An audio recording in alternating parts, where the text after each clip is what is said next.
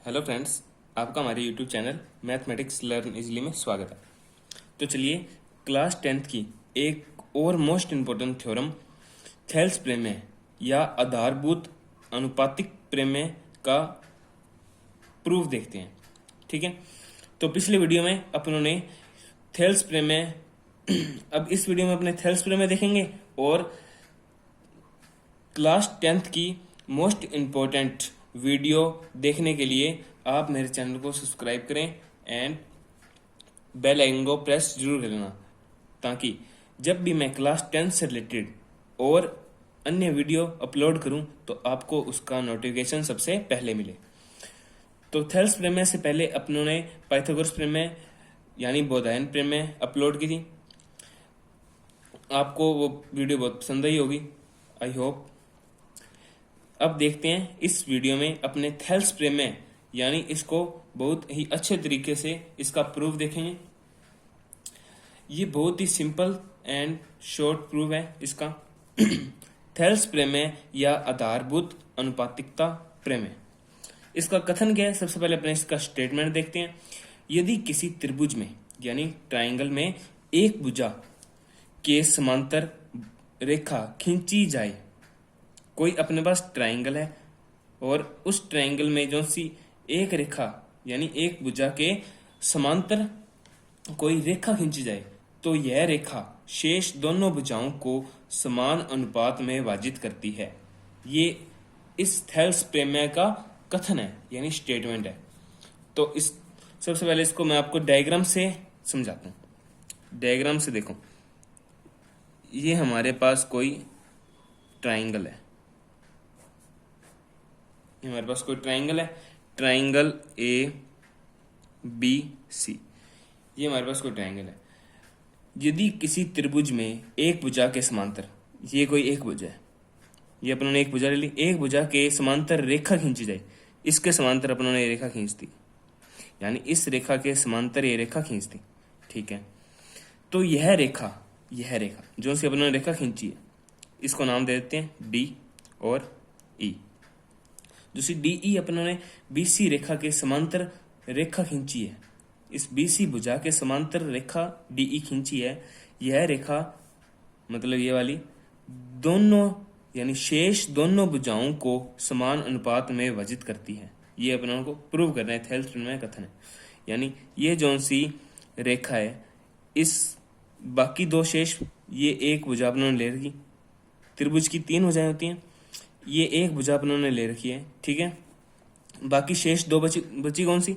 A B और ए सी, ये शेष दो भुजाएं हैं इस ट्राइंगल की। तो ये रेखा इस भुजा को समान अनुपात में विभाजित करती है, ये अपने को प्रूव करना है। तो कोई भी थ्योरम है उसका प्रूफ देखने के लिए हम 4 स्टेप करते हैं। तो फर्स्ट स्टेप क्या होता है? दिया है, गिवन क्या है अपने को? गिवन ये है ट्राइंगल ए बी सी में, जो सा ट्राइंगल एबीसी है यानी त्रिभुज एबीसी में बीसी के समांतर रेखा कौन सी है? डीई, यानी डीई समांतर है बीसी के। डीई समांतर किसके है? बीसी के, यानी ये रेखा इसके समांतर है। ये अपने को दिया हुआ है, सिद्ध क्या करना है?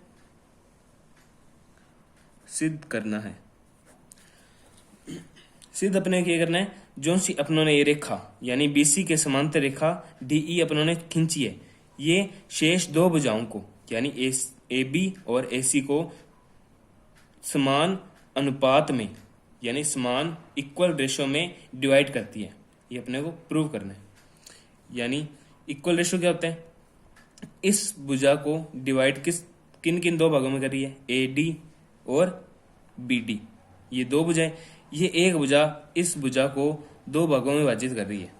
कौन से? ए डी और बी डी। और ये समांतर रेखा है, इस भुजा को विभाजित कर रही है किन किन भुजाओं में? ए ई और ई सी। तो अपनों ने इन भुजाओं का अनुपात इक्वल दिखाना है, यानी ए डी अपॉन में बी डी, ठीक है, इक्वल है ए ई अपॉन में सी ई, यानी इसके संगत भुजा ये वाली, यानी ए डी के संगत ए ई, बी डी के संगत बी डी के संगत सी ई। ठीक है, तो अपने अब इसकी रचना करते हैं। रचना देखते हैं किस प्रकार करते हैं। अपने डी एम लंब खींचते हैं अपने ए ई पर, यानी इन ये जो सा ऊपर वाला त्रिभुज है ए डी ई, मतलब डी एम एक लंब खींचते हैं किस पर, ए ई पर, यानी यहां से इस पर, इस भुजा पर ए ई पर लंब खींचते हैं क्या, एम। ठीक है, लंब का मतलब 90 डिग्री एंगल बनाता है इस भुजा पर, यानी ए ई पर। डी से ए ई भुजा पर एक लंब खींचते हैं डी एम, जो कि भुजा ए ई पर 90 डिग्री का एंगल जनरेट करता है, यानी बनाता है। और ई से यहां पर कोई बिंदु मान लेते हैं एन, बिंदु ई से एन पर लंब खींचते हैं बिंदु एन, यानी भुजा ए डी पर बिंदु ई से एक लंब खींचते हैं, यानी ये भी 90 डिग्री एंगल बनाते हैं। तथा इतना हो गया। ई एन लंबवत है, ये 90 डिग्री का निशान है, यानी लंबवत ए डी, यानी ई एन लंबवत किसके है, ए डी के लंबवत है, खींचा। ठीक है, तथा ये जो से विकर्ण है, ये विकर्ण बी को ई से मिलाया और डी को सी से मिलाएंगे। ठीक है, ये विकर्णों को आपस में मिला दिया। तथा विकिरण बीई था सी डी खींचे। ओके, बी को ई से मिला दिया और सी को डी से मिला दिया, ये अपना लिखा है, ये इसकी रचना होगी। अब देखते हैं इसकी उत्पत्ति।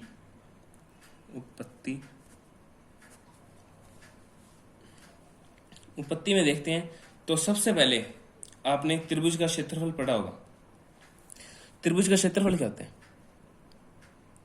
त्रिभुज का क्षेत्रफल, त्रिभुज का क्षेत्रफल होता है 1/2 आधार गुना ऊंचाई। ये त्रिभुज का क्षेत्रफल होता है 1/2 आधार गुना ऊंचाई। तो उत्पत्ति में अपने देखते हैं, सबसे पहले अपने ट्राइंगल यानी एरिया, अपने को ये अनुपात सिद्ध करना है, अपने उस पर ही कंसंट्रेट करके चलेंगे। यानी A D upon B D बराबर है ए ई अपॉन सी ई, ये अपने को सिद्ध करना है। यानी ए डी भुजा किस ट्राइंगल में आ रही है, ए डी ई इस ट्राइंगल में आ रही है, तो अपने एरिया देखेंगे, एरिया ऑफ ट्राइंगल, इसको बोलते हैं एरिया, यानी क्षेत्रफल एरिया ऑफ ब्रैकेट मतलब of triangle A D E. और बी डी भुजा किस में आ रही है, बी डी भुजा देखते हैं बी और डी, बी डी भुजा आ रही है बी डी ई, इस ट्राइंगल में बी डी भुजा आ रही है, इस ट्राइंगल में बी डी भुजा आ रही है। ठीक है, तो इन दोनों का अनुपात देखेंगे, मतलब जिस ए डी इस ट्राइंगल में आ रही है, देखो ए डी, और बी डी इस ट्राइंगल में आ रही है, यानी ट्राइंगल बी डी ई इसमें आ रही है। तो पहले इसका अपने क्षेत्रफल क्या होता है, क्षेत्रफल होता है आधार, यानी 1/2 गुना आधार कितने है, इस त्रिभुज का आधार ए डी ई का आधार अपनों ने ये आधार मानना है, यानी इसको आधार मानकर चल रहे हैं अपने ए डी को। ठीक है, क्योंकि ई से इस पर लंब खींचा तो ये आधार है, ए डी आधार है, क्योंकि अपने पास ए डी निकालना है तो ए डी को आधार लेंगे। ठीक है, और ऊंचाई त्रिभुज की, ये त्रिभुज की ऊंचाई कितनी है, ये त्रिभुज है, इसकी ऊंचाई ई से एन तक, यानी कितनी है ई एन, ये इसकी ऊंचाई है ई एन। और फिर से area of B D, triangle B D 1/2 आधार अपनों ने कितना माना है बी डी, ये आधार है इस त्रिभुज का, बी डी ई का आधार क्या है, बी डी, ये आधार है। और ऊंचाई, ऊंचाई अपने देखते हैं। अब ऊंचाई, इस त्रिभुज की ऊंचाई अपने नहीं निकाल सकते। क्यों नहीं निकाल सकते? अब ऊंचाई अपने को निकालनी पड़ेगी। अब अधिक कोण त्रिभुज क्या होता है? जिसका एंगल 90 डिग्री से अधिक हो उसे अधिक कोण त्रिभुज कहते हैं। अधिक कोण त्रिभुज है। अब अपने पास, अब इसमें तो, इस त्रिभुज में तो अपनों ने आराम से इसकी ऊंचाई निकाल ली थी, ये ऊंचाई। अब इस त्रिभुज की ऊंचाई कैसे निकालें? इस त्रिभुज की, इस त्रिभुज की ऊंचाई कैसे निकालें? अब अपने पास कुछ इस प्रकार से दिया हुआ है।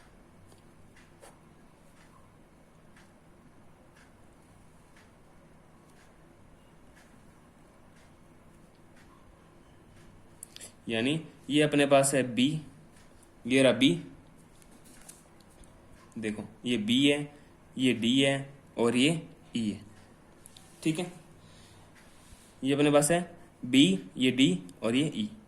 जब किसी त्रिभुज में, यानी त्रिभुज का एक कोण 90 डिग्री ना हो, उससे अधिक हो, तो उसे अधिक कोण त्रिभुज कहते हैं। और इसकी ऊंचाई ज्ञात करने के लिए हम ई से एक परपेंडिकुलर ड्रॉ करते हैं, मतलब लंब दर्शाते हैं। यानी ये इसकी ऊंचाई कहलाती है। यानी इस त्रिभुज की ऊंचाई को, यानी यदि किसी त्रिभुज की ऊंचाई अपने नहीं दिखा पा रहे हैं तो उस रेखा को आगे बढ़ाकर बिंदु ई से उस भुजा पर परपेंडिकुलर ड्रॉ करते हैं, यानी लंब दर्शाते हैं, यानी सीधी रेखा दर्शाते हैं। अपने सीधी रेखा ही उसकी ऊंचाई होती है। तो इस त्रिभुज में, ये वाले त्रिभुज में इस रेखा को आगे बढ़ाया और ई से इसकी ऊंचाई कितनी है, ई एन ही इसकी ऊंचाई है। यानी इसकी ऊंचाई ई एन थी, इसकी ऊंचाई ई एन। ठीक है, तो हाफ से हाफ कट गया, ई एन से ई एन कट गया, तो बचा क्या, ए डी अपॉन में बी डी। यानी A D upon B D तो आ गया अपने पास। ये है क्वेश्चन फर्स्ट। इसी प्रकार अपने ट्राइंगल लेंगे। अब देखना ट्राइंगल अपने किस प्रकार लेंगे, एरिया ऑफ, अब अपने निकालना है ए ई। अब ऐसी भुजा देखो जिसमें ए ई हो, अब इसको आधार लेके चलेंगे अपने, यानी त्रिभुज यही लेंगे और आधार ही होगा, यानी triangle A D E upon में ट्राइंगल नीचे क्या सी ई। अब ऐसी भुजा देखो जिसमें सी ई हो, सी ई, यानी अब ये त्रिभुज ले लेंगे, ये वाला। अब ये वाला त्रिभुज अपने ले लेंगे। ठीक है, तो अब लेंगे त्रिभुज डी ई डी सी ई, यानी त्रिभुज डी सी ई से। तो इसमें त्रिभुज का क्षेत्रफल अपने देख चुके हैं। त्रिभुज का क्षेत्रफल ये होता है, त्रिभुज 1/2 आधार गुना ऊंचाई, 1/2 आधार। इस त्रिभुज का आधार कितना लिया है, ए ई आधार, और ऊंचाई कितनी है, ऊंचाई ये वाली है। यानी इस आधार पर जो सी लंबवत भुजा होती है ना, इस आधार पर जो सी लंबवत भुजा होती है वो उसकी ऊंचाई होती है, यानी डी एम। डी एम इसकी ऊंचाई।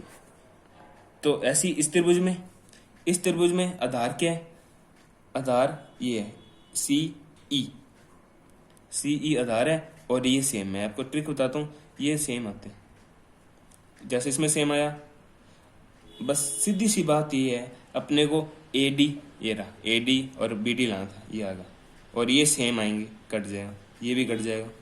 अब यहाँ पे भी अपने को क्या लाना था, ए ई और ई सी ई, ए ई और सी ई आ गया और बाकी सारे कट जाएंगे, ये कट गया, ये भी कट गया, आया क्या ए ई अपॉन में सी ई, इसको सेकंड दे देंगे। ठीक है, और अब अपने जानते हैं एक ही आधार और दो समांतर रेखाओं के मध्य बनने वाले सभी त्रिभुजों का क्षेत्रफल समान होता है। यानी मैं क्या कह रहा हूं, एक ही आधार और समांतर रेखाओं,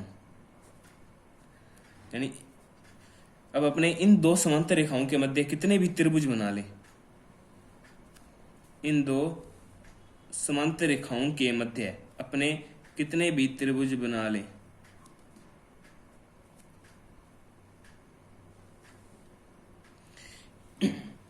इन दो समांतर रेखाओं के मध्य, ये दो समांतर रेखाएं मैंने खींची हैं, इन दोनों समांतर रेखाओं के मध्य कितने भी त्रिभुज बना लो,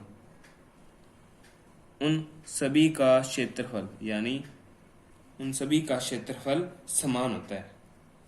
और अपने पास इस ट्रायंगल में समांतर रेखा कौन सी है? BC और DE, ये समांतर रेखाएं हैं। और ये समांतर रेखाओं के मध्य ये त्रिभुज बन रहे हैं, ये एक त्रिभुज, ये दूसरा त्रिभुज, ये दो त्रिभुज बन रहे हैं ना। इन दो समांतर रेखाओं के मध्य ये एक त्रिभुज और ये वाला दूसरा त्रिभुज, दो त्रिभुज बन रहे हैं। इन दोनों का यहाँ पर आप स्टेटमेंट लिख लेना, एक ही आधार, तो मैंने लिख दी स्टेटमेंट। ये आपको सिर्फ याद रखना है, ये आपको सिर्फ याद रखना है। एक ही आधार और दो समांतर रेखाओं, ये दो समांतर रेखाएं हैं और ये जो से त्रिभुज बन रहे हैं उनका एक ही आधार है, एक ही आधार पर ये सभी त्रिभुज बन रहे हैं। एक ही आधार और दो समांतर रेखाओं के मध्य बनने वाले सभी त्रिभुजों का क्षेत्रफल समान होता है। ओके, सभी त्रिभुजों का क्षेत्रफल समान होता है, सभी त्रिभुजों का क्षेत्रफल समान होता है। तो अपने यहां से लिख सकते हैं BED बराबर किसके हो जाएगा? इसका क्षेत्रफल एरिया ऑफ, अब देखते हैं, एरिया त्रिभुज BDE बराबर हो जाएगा एरिया ऑफ त्रिभुज CDE के। ओके, यानी BDE का क्षेत्रफल, क्योंकि ये दो त्रिभुज बन रहे हैं, पहला त्रिभुज और दूसरा त्रिभुज, ये एक ही आधार और दो समांतर रेखाओं के मध्य बन रहे हैं, तो इन दोनों त्रिभुजों का क्षेत्रफल यानी एरिया आपस में बराबर होगा, यानी इसको बराबर लिख सकते हैं। अतः इक्वेशन फर्स्ट और सेकंड से इसको अपने इक्वेशन थर्ड दे देते हैं। अब अपने इक्वेशन फर्स्ट और सेकंड क्या निकाली थी?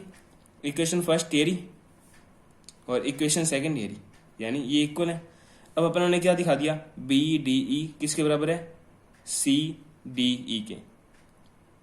ठीक है, तो जब अपने यहां पर रखेंगे इक्वल, यानी ये देखिए ये दोनों आपस में क्या हो गए? बराबर हो गए। ये देखिए BDE, ये दोनों आपस में बराबर हो गए, तो ये दोनों आपस में कट जाएंगे, तो इक्वल क्या आ जाएगा?